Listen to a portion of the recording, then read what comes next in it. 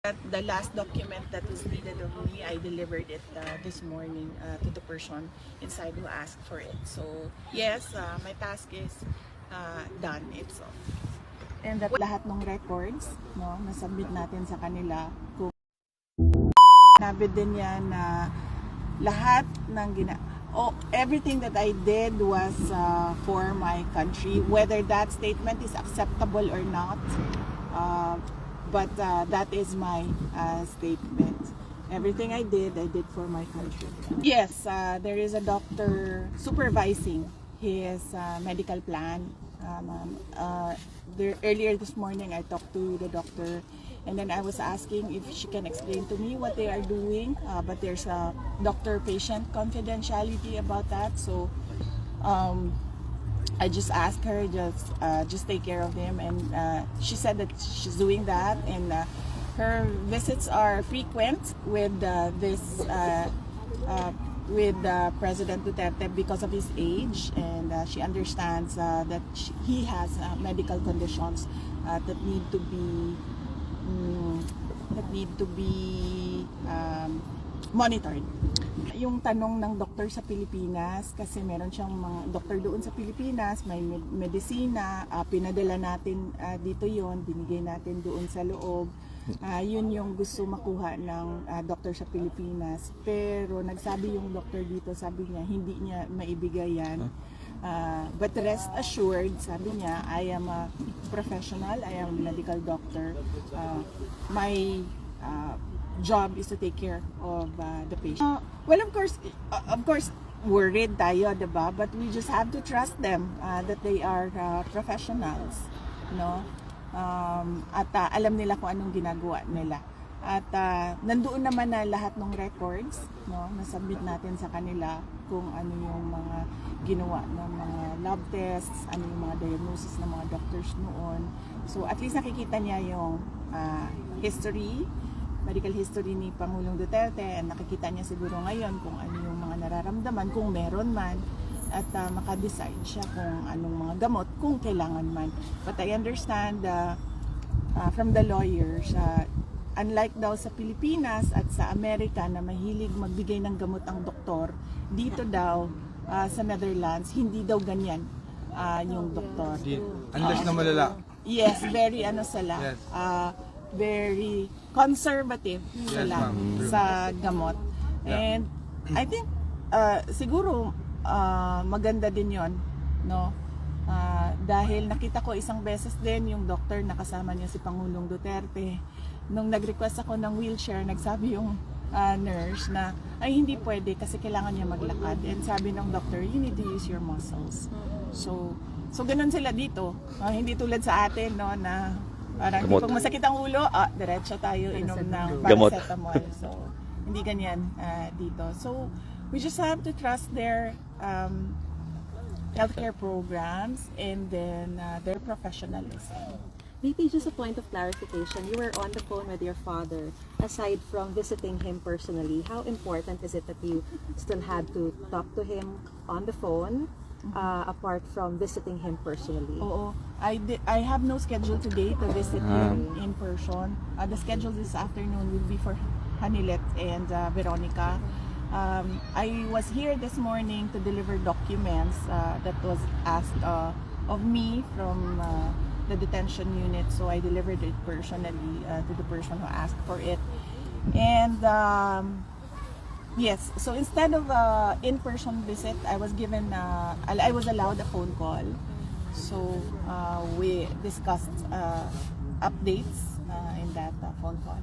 How did the former president react upon hearing the loud shouts of support from the supporters here? Yes, nagtanong siya, sabi niya, merong mga kababayan sa labas in English, kasi we're only allowed to speak in English because all our conversations are recorded. So sabi niya, may mayroong mga kababayan sa labas. At yun, sinabi niya, please extend them my thank you. We all hope for the best, and everything I did for my country, whether that statement is acceptable or not. But everything I did for my country, and I want that message out to the world. Maybe on another note, do you think Senator Aime's committee's investigation can still play a meaningful role or contribute to your pursuit of justice regarding your father's arrest, considering the palace's directive preventing cabinet secretaries from attending the legislative hearing under the claim of executive privilege? I'm not hopeful for the case of President Duterte getting justice from the government and the administration right now. But I hope that it will not happen again to another Filipino. So that is the value of the committee hearings right now. Maybe they can come up with rules, guidelines, or laws that that thing that happened to President Duterte, like it's called extraordinary rendition in international law, doesn't happen to others. So it would be an example of what should not happen to a Filipino inside our country on Philippine soil. Narinig po ni Attorney Kaufman kanina that the core defense team has already been completed. So does this mean that your duty or your task here is finally done before you go back to the Philippines and continue your role as Vice President, even as you continue your role as Vice President while you're here in the Hague? Yes, everything is organized with the lawyers, and there is already a system for the family with regard to the visiting here in the detention unit. So yes, and that the last document that was needed of me, I delivered it this morning to the person inside who asked for it. So yes, my task is done. It's And that well organized. does that mean that you're ready to go home? Yes, yes. I'm excited to go home. I'll just book the travel arrangements to go home. Will you seek legal aid from the ICC? I do not know what the discussions of because there's lawyer-client privilege. No? So I do not know the discussions of Nick and Attorney Kaufman and the former president with regard to professional fees. Vice President, you say your father's message to the rest of the world is everything I did it for my country. How should the rest of the world interpret that? Is that an acknowledgement of responsibility, or can you help us understand what he means by that? Unfortunately, I cannot speak beyond his words. So I guess he expected that there will be different interpretations because he said whether that statement is acceptable or not. That is my statement. So, but unfortunately, I cannot give you an interpretation, and I do not want to go beyond his words. We were cut during our interview a while ago about alliances. Yes, ma'am, VP. sorry. Yeah. Alliances. So I discussed that with Senator Robin Padilla because he's the remaining. Because there were two of them before, the chairman, former President Duterte, and the president of PDP, and that is Senator Robin Padilla. And I was asking him what will happen to your campaign, and then he said we will continue the campaign. And I was thinking of how I can help. I'm not part of PDP, but I was thinking how I can help them since President Duterte is already inside the detention unit, and I'm still thinking about it, ma'am. Maybe on my travel back home, I will have time to reflect on what to do next and how to help the country through the campaign and the elections. Tanong kanina kung paano daw yung gastusin namin na magkakapatid dito dahil palitan kami sa pagpunta dito at pagbisita kay Pangulong Duterte. At nasabi ko kanina, sabi ko si Hanilat naman merong mga negosyo, long established way, several decades na siguro yung negosyo niya. At ako naman may trabaho, may other income din ako. Yung mga kapatid ko may mga trabaho din, may mga sweldo. At I'm sure meron din silang other income. So ang arrangement namin ay KKB o kanya-kanyang bayad. Hindi namin napapag-usapan hindi rin kami naghihingian ng pera. Napag-usapan namin na hindi tumanggap ng donasyon at hindi humingi ng tulong. So kung kailangan man na mag-dispose ng mga kagamitan para masuportahan yung mga pangangailangan sa pera, ay yun ang gagawin namin. Because kung napapansin nyo, yan yung natutunan namin sa tatay namin. At yan din yung discussion namin kanina, na huwag humingi ng tulong. But yun yung prinsipyo niya, pero hindi yun yung makakatulong sa kanya sa loob. Kasi sa loob, kailangan mo sabihin kung ano yung mga pangangailangan mo at ano yung nararamdaman mo, yung mga ganon.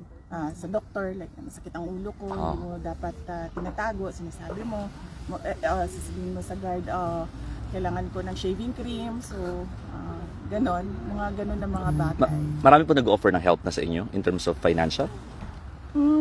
Well, wala naman. Well, gusto ko lang din malaman ng mga tao na hindi kami tumatanggap ng donasyon, hindi kami humihingi ng pera, at wala po kaming inauthorize na kahit sino man na tumanggap on behalf of the family. Klaro yun sa aming magkakapatid. Yes. I think it was quite a long conversation on the phone. Yes, yes. Can you give us a bit more of a flavour? You say that he has back to message to deliver. Is there anything else that you can reveal from that conversation? And how did you find his spirits? Well, he's in good spirits. Yes, today, and he was referring to the visit of the lawyers this morning as well. There was a new lawyer introduced to him. She recently received her papers to be part of the team. And then, and then we discussed birthdays, because in the family, many family members have birthdays March, April, and May. So we discussed birthdays, whose birthday is it today, and whose birthday is it on April 14, and whose birthday is it on April 10 and May 31. And then he gave his birthday wishes to everyone.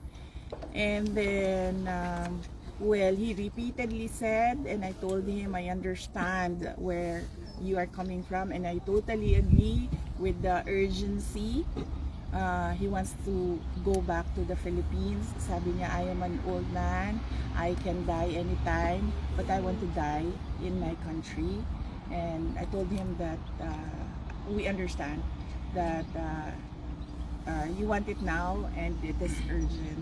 And he said yes.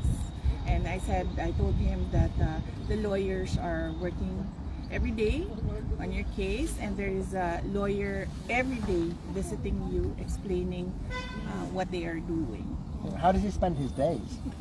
Well, he said that he went to, I think there's a common room inside. So he mentioned that he went to the common room, and then of course there's a TV in their unit, so he watches the television. And then I reminded him to add daily outside walking and prayers to his daily activities. Is he getting used to Dutch food? Maybe, likely, or maybe the commissary or the kitchen inside is doing something for him, because I understand every meal has rice already. But he's confused about the sun. So he said he's telling me it's 8 p.m. and there's still the sunlight.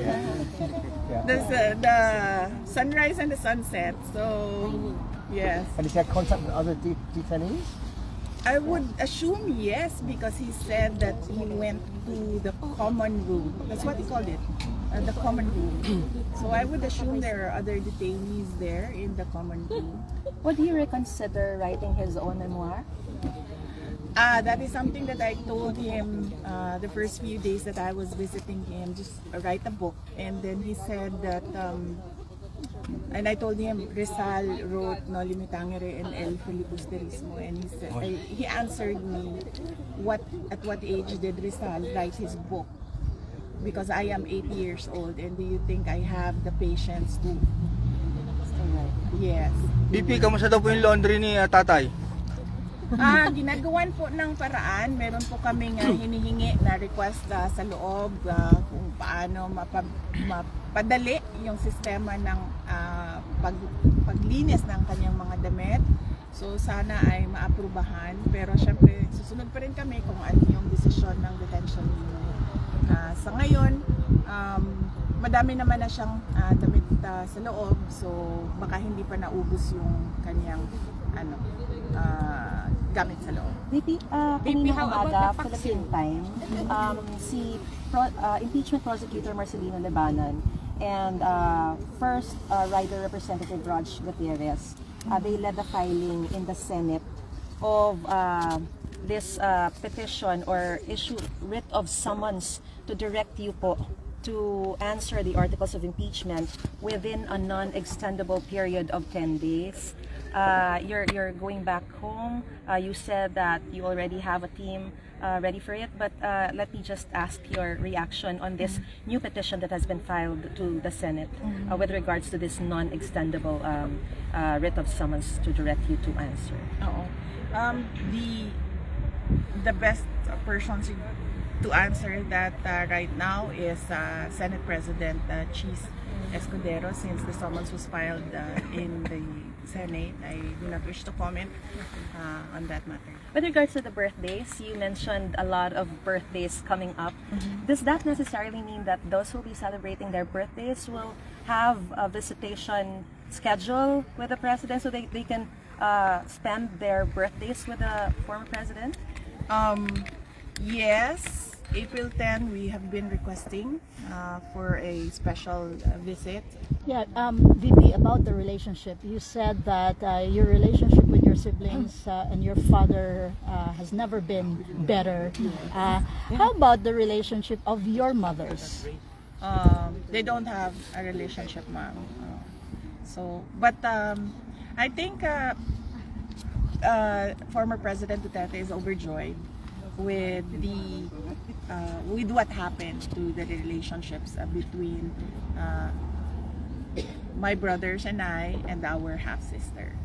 So especially when he saw us there last Tuesday. So that would be the first time that he saw Kitty and me together in person, because we do video calls before. But never in person that he saw me, Kitty, and I together. So, Isip sa kainahan, day. Unsa na kami sa mga anak? ay, sobra gyud kaayo kamingaw sa mga bata. Kada adlaw mi naga-video call, and kada adlaw ko nagasulti sa ako ang kamingaw, sa ako ang pagmahal sa ilaha, ug ang ako ang isa ka anak kay motubag pag maingnan ako og I love you, motubag na mag and doon ay nagsulti sa ako ang ingana gyud daw ang mga kuan teenager na lalaki. Pag ingnan nimo og I love you, moingon rag VP, you've experienced the Dutch bureaucracy and the other good things about the Netherlands or bad things about the Netherlands. Meron ka bang, are you going to get some takeaways and which probably might help you also craft policies when you come home? Yes, ma'am. That question was asked last Tuesday. Yeah. No, and I discussed one of my takeaways in the Netherlands is the mobility. So here in the Netherlands, you can choose. The person can choose how am I going to go around the Netherlands, or how am I going to go around the Hague. So I can walk, I can use a motorcycle, I can bicycle, I can use Uber, I can taxi, I can use the tram. Is that what you call it now? The tram, and then there are the trains. I see the cigarette butts on the sidewalk and everywhere else. It's something that you do not see in Japan. VP. So, Yeah. yes.